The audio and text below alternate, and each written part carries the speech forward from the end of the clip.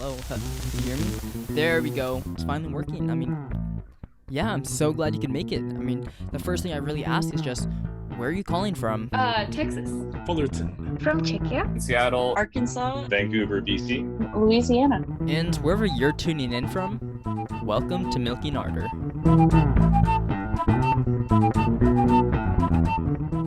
Hi, if you're new here, my name is Spencer Chan, and this is my podcast, Milky Ardor. Every week, I interview people from around the world and hear people's life lessons that they've learned, the experiences they face, and the passions they're pursuing. If this sounds interesting to you at all, please be sure to share with your friends, family, or whoever you could think of so we could share as many possible stories to as many people as possible. So you know that trend where people share foreign words that just make sense? Well, I got an interview with the creator of that trend, pretty much, Eli Stone. We hear so much from him. We hear about his family. We hear about how he lives his life, his philosophies, how he loves, his habits. We get a breakdown of who Eli Stone is. Before we hear from him, I'm going to cue sponsorship. Then, Eli Stone, you're up.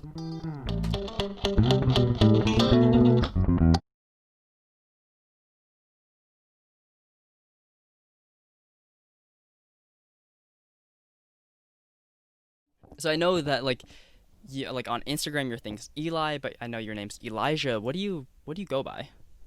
Yes, I go by Eli. It doesn't really matter to me, but most of my friends call me Eli. All right. And I know you're in Mountain Time. Where are you Mhm. calling from? Yeah, I'm calling from Denver, Colorado, but currently in Boulder, Colorado for college. Are you from Colorado or? Yeah, so I was adopted. So I grew up in like Aurora, Colorado, which is like shoot, what is it? It's like Southwest Denver. And so I pretty much lived here my entire life. Interesting. And I know you you want to come to the Bay Area at some point, but we can kind of get into that in a bit. Just give me a rundown of who Elijah Stone is. No, for sure. So I am Eli Stone. I'm 20 years old. I'm currently a senior out here at University of Colorado Boulder. So I am a Korean Japanese adoptee. And so I was adopted at about 14 months out of Seoul. And so my family is, or at least all the kids in my family are composed of adoptees as well. So I have Mm, four adopted siblings, two with like special disabilities, and then just two other siblings as well. I'm smack dab in the middle. So I got an older brother, older sister, younger brother, younger sister. So I'm just kind of chilling here in the middle. And so I'm studying business here at college. yeah, Just having fun, just vibing, man. That's kind of where I'm at in life right now. right on. I know you're studying business and all, but do you have any idea of where you want to take that business degree or where you're going after college? No, for sure. It's a good question.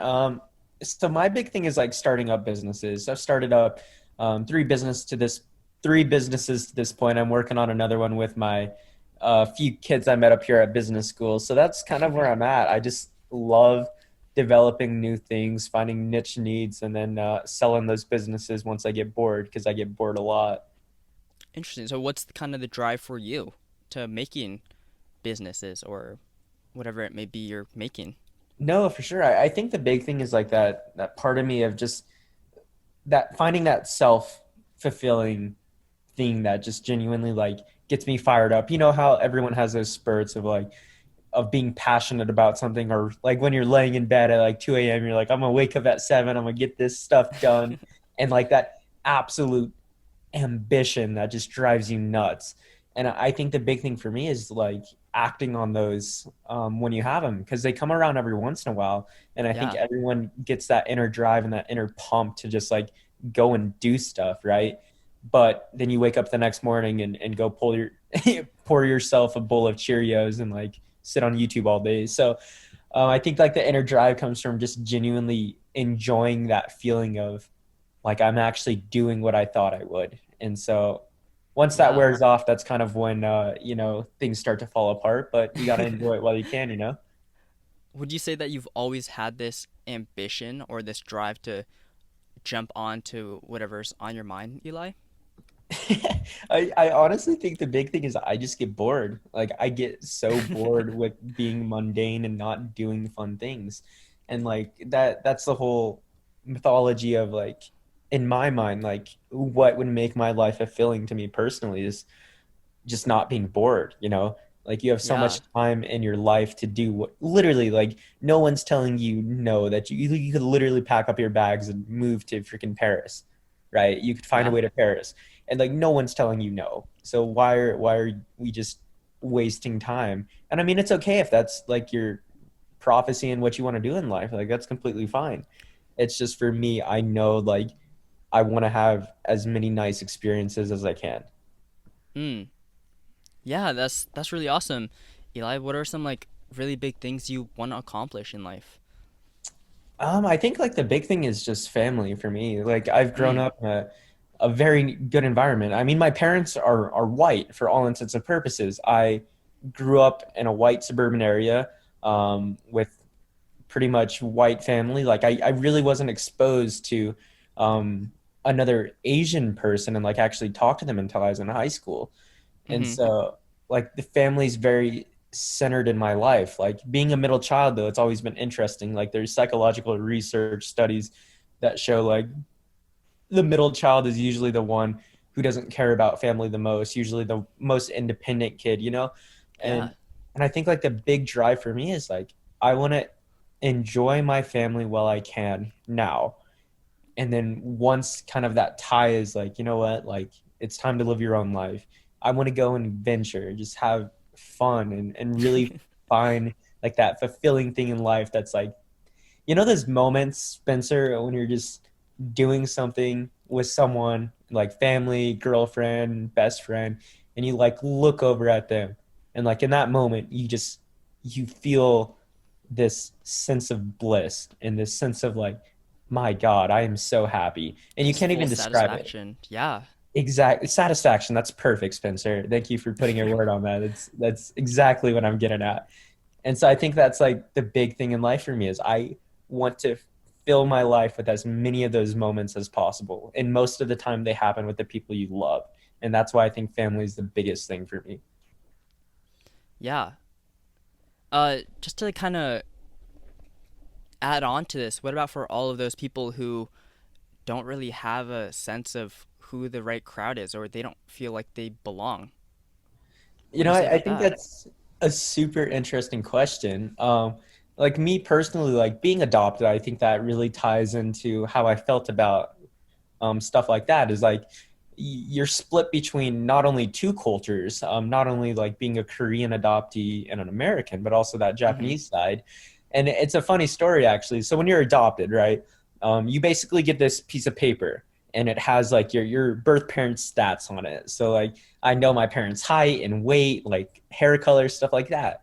And then they would like offer like this short definition of like their attributes and what they were like, right?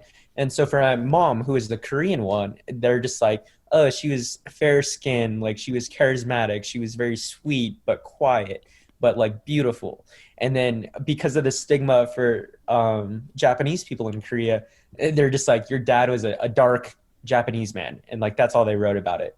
And so Hmm. I think it's just super funny, like these cultural things and like not fitting in based on like your background first off, and to tie that back into your question, like I feel like everyone kind of knows what crowd they want to be in.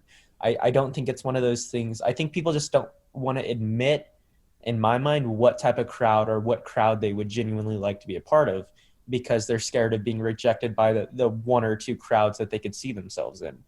And so I think the biggest thing is like you can sit back and you can be a bystander, and that's completely okay. But my big thing is experiences. So like get out there, you know, like no one's telling you Yeah. no.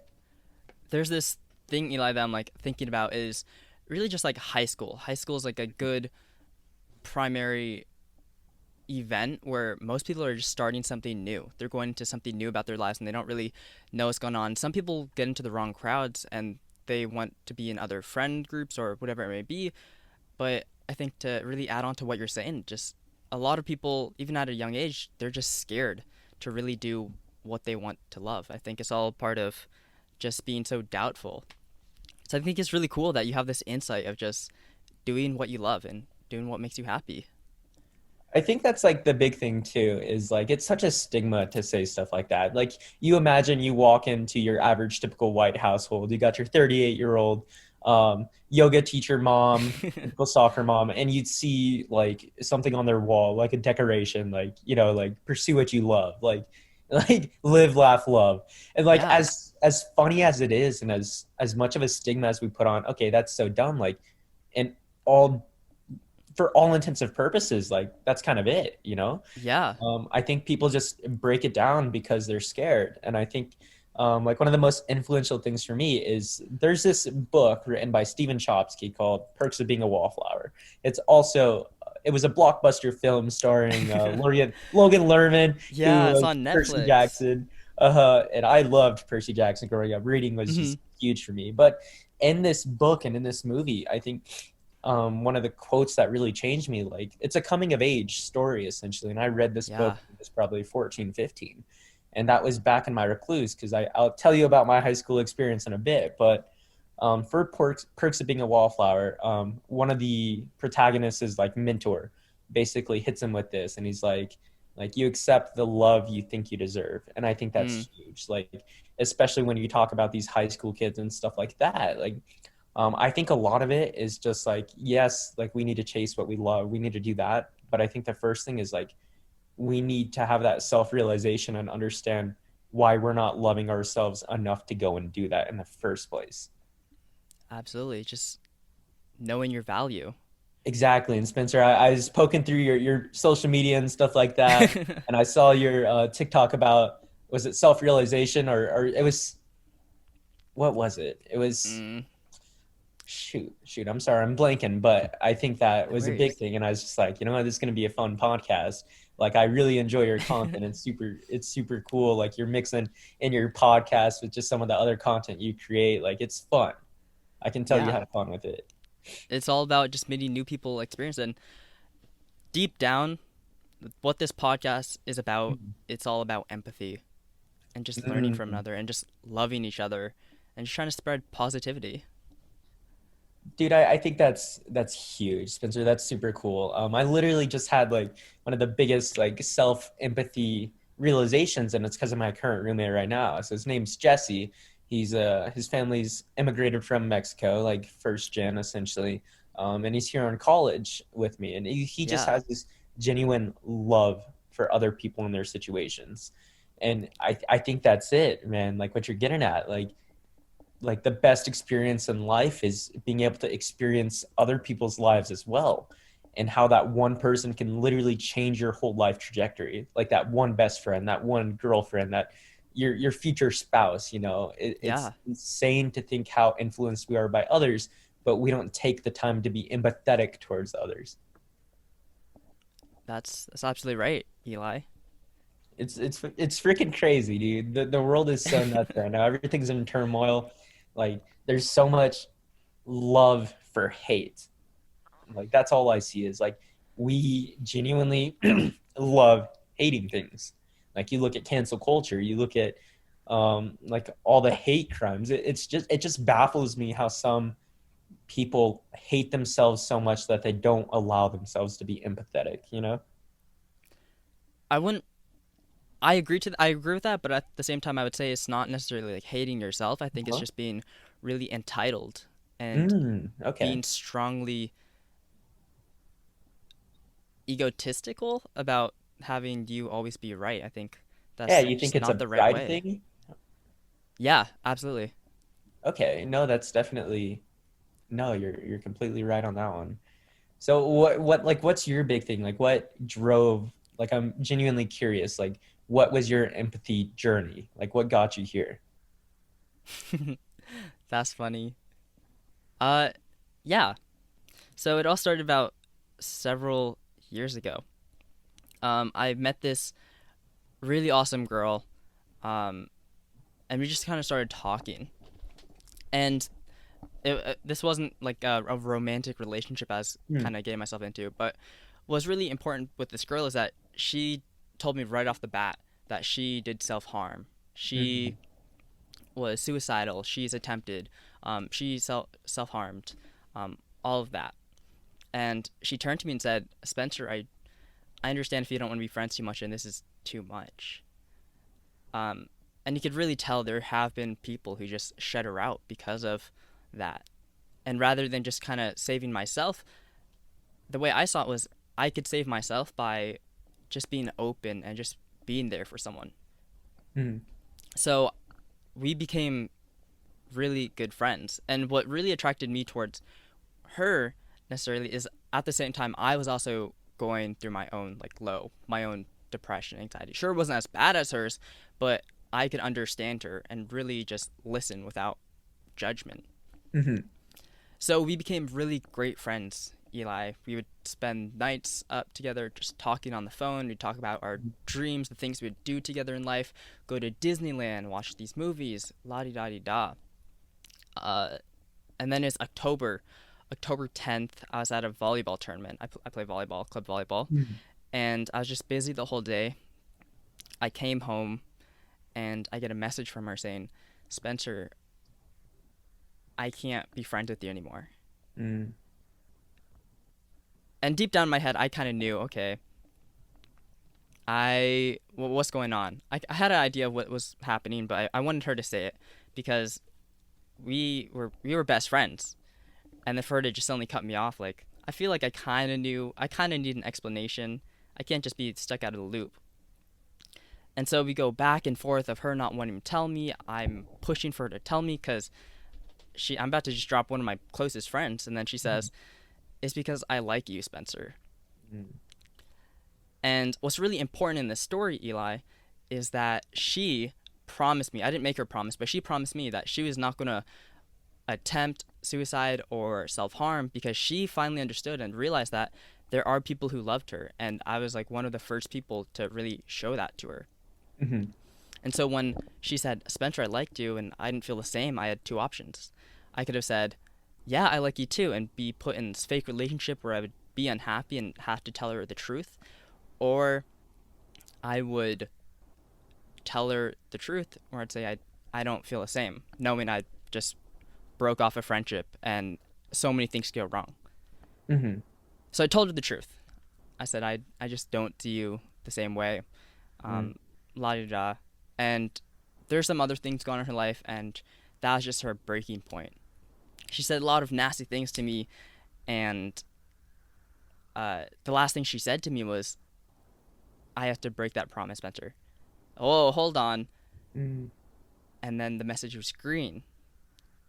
This is like over text, by the way. The message was green. Mm. And I said, her name, green again. A few moments later, message not sent. So she blocked me on everything. Mm-hmm. So I spent 5 months just thinking like, holy shit. I had so much guilt, and I thought I just killed my best friend. I thought that's the main reason she killed herself.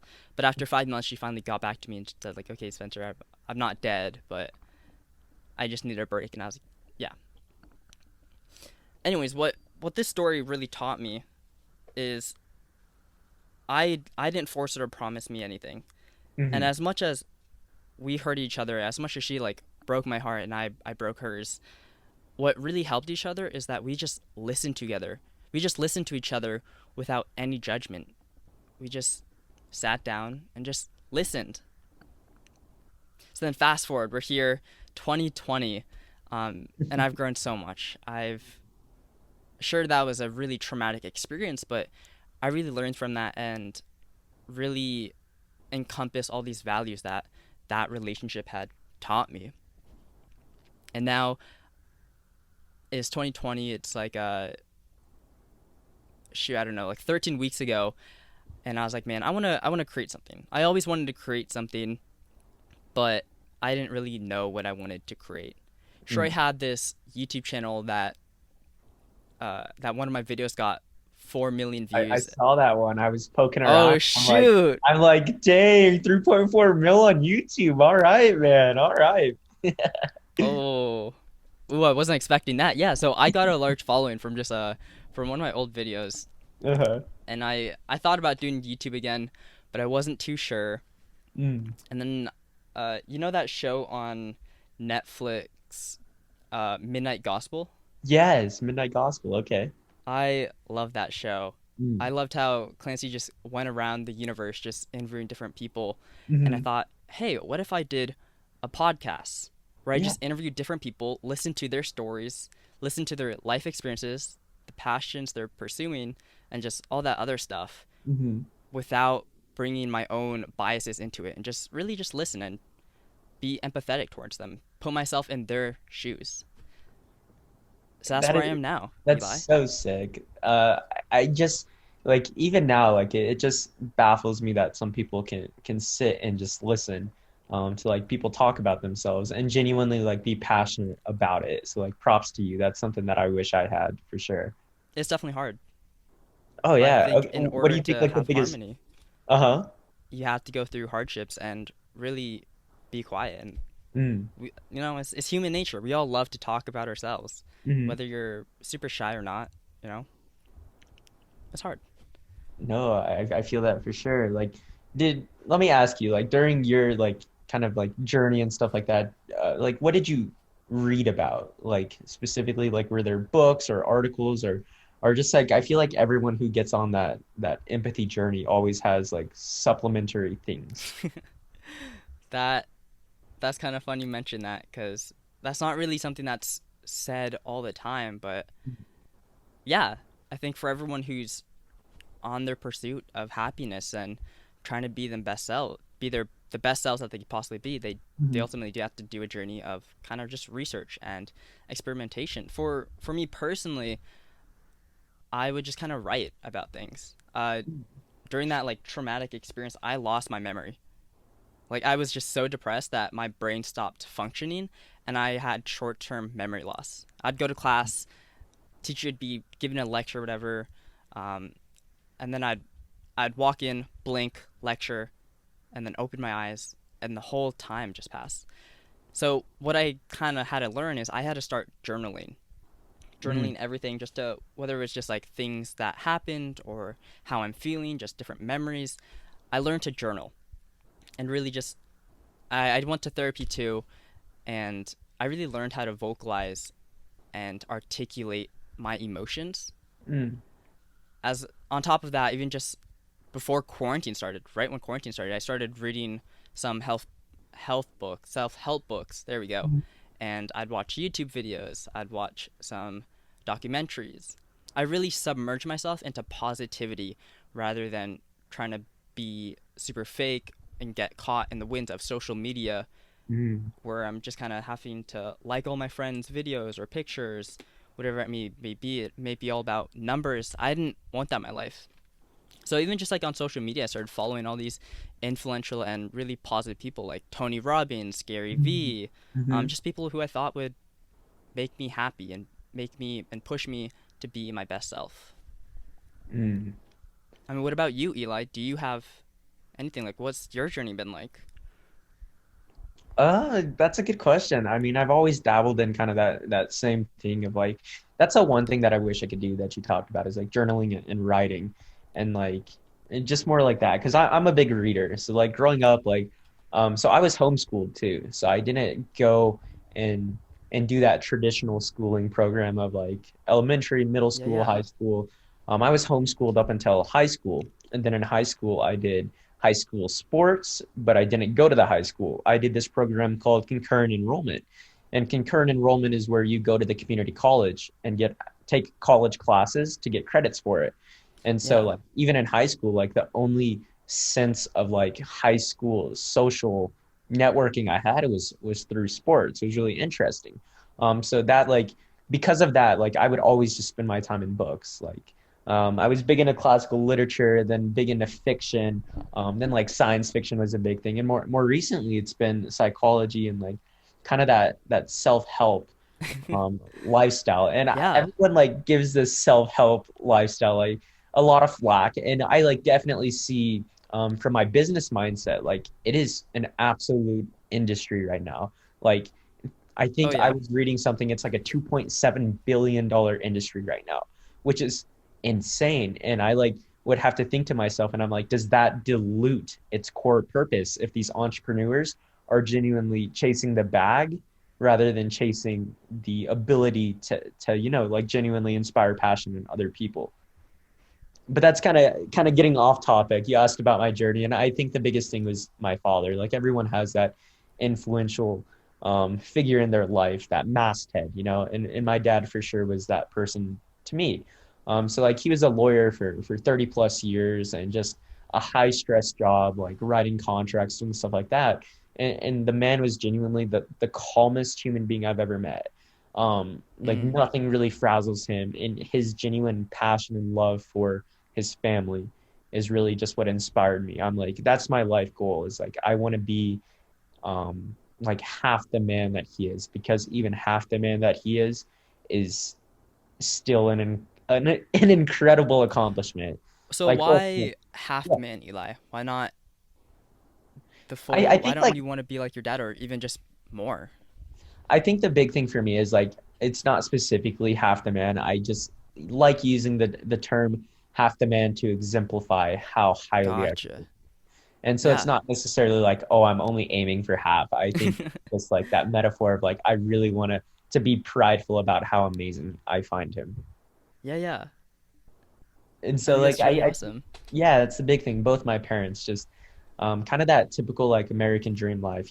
Both of them didn't grow up with money. Both of them were struggling. My dad wasn't the most educated student. My mom was a very popular girl in high school.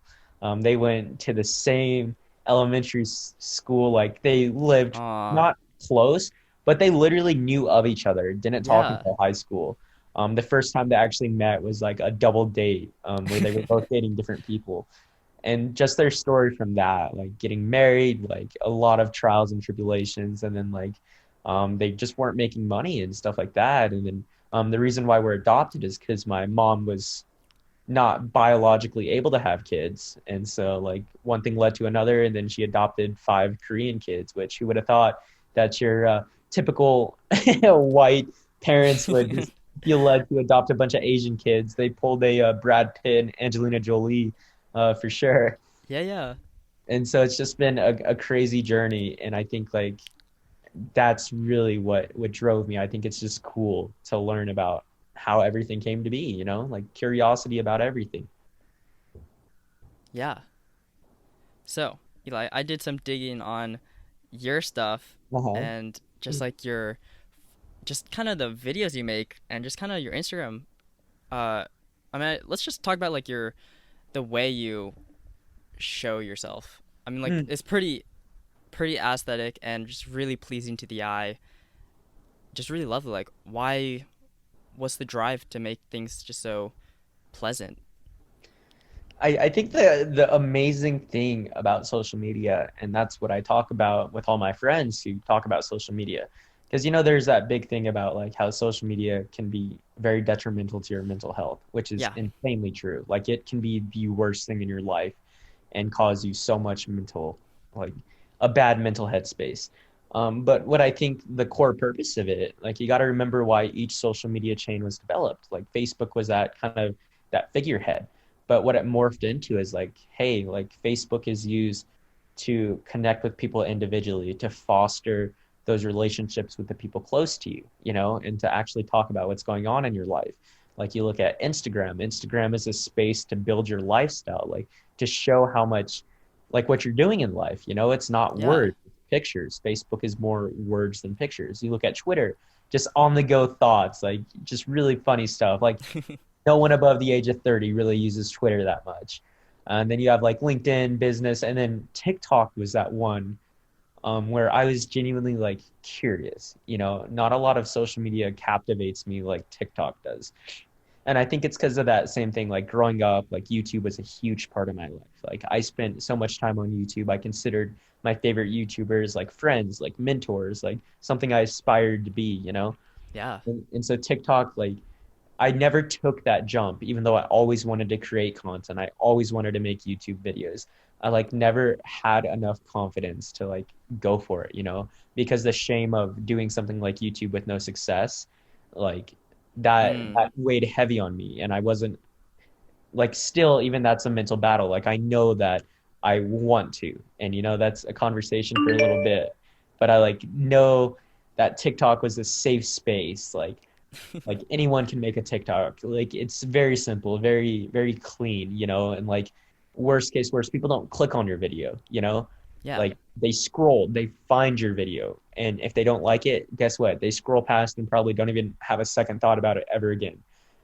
And so that like boosted my confidence into creating things. And like my TikTok content started off as kind of that niche Asian boy content, like you gotta leverage it, like the rise of hang on.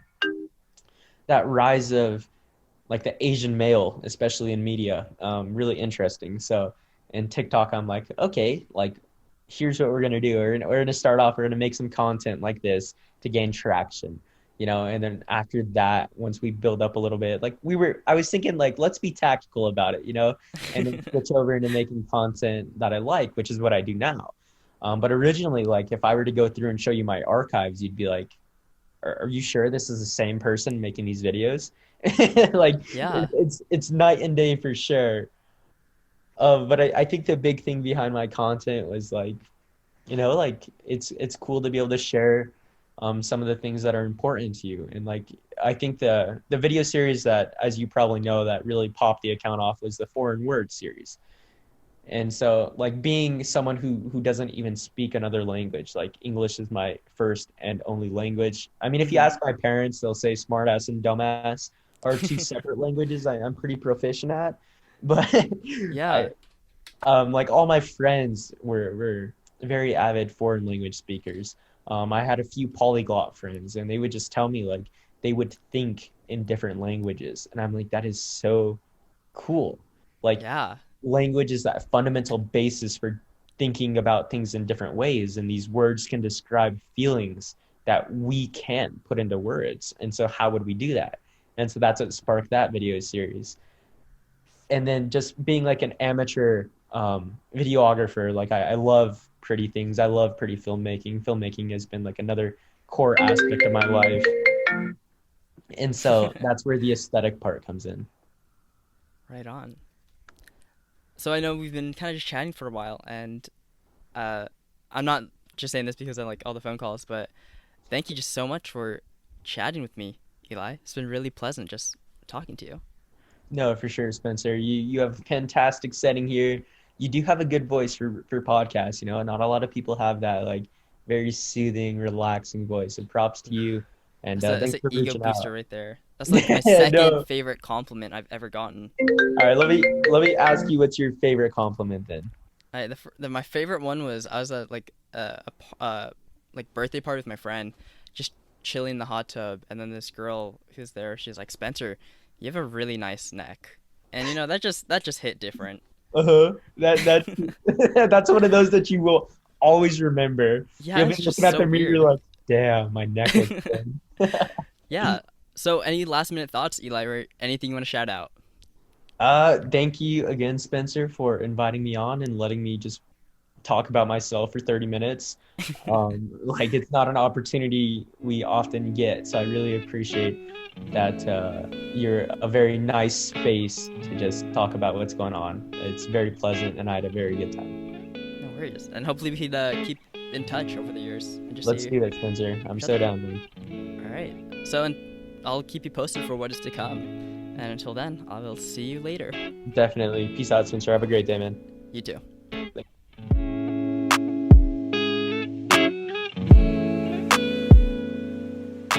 Thank you, XelaOnDaBeat and Bayleth, for being the artists that I use on today's episode. Of course, thank you, Eli, for being the guest for today's episode. Eli, you said it beautifully. With the stigmatization of those corny, cheesy signs, live, laugh, love, or be happy, whatever those corny signs may be that people have in their houses or in their rooms, that's it. That's really just the key to being happy. And look, I have this friend who reached out to me last night just in so much pain. She's facing so much pain that she resorted to drugs and drinking that night. And I understand. I really do. It's so easy to find escapes, but to live, laugh, and love, to be happy and to enjoy life, that's difficult. That's hard. But nobody said that life is easy, that life's fair. Eli, thank you for sharing that with us. I'm glad you're able to have a mutual understanding and really just get to know each other. If you enjoyed this week's episode, be sure to share with all your friends. Milking Ardor is primarily word-of-mouth advertising, and if you could help me share this, I'd appreciate that. Make sure you're subscribed or you're following, you have the notifications on for new episodes that come out whenever I possibly can, pretty much every week though. If you want to hear more of Milking Ardor on other platforms, I'm on YouTube, TikTok, and Instagram. For those platforms, just search up Milking Ardor, and if you want to be on the podcast or message me, reach out to me on Instagram at _spent_r_. Well, folks, that's it for me today. I hope you're doing well. I know there's a lot going on, but hey, be sure to live, laugh, and love.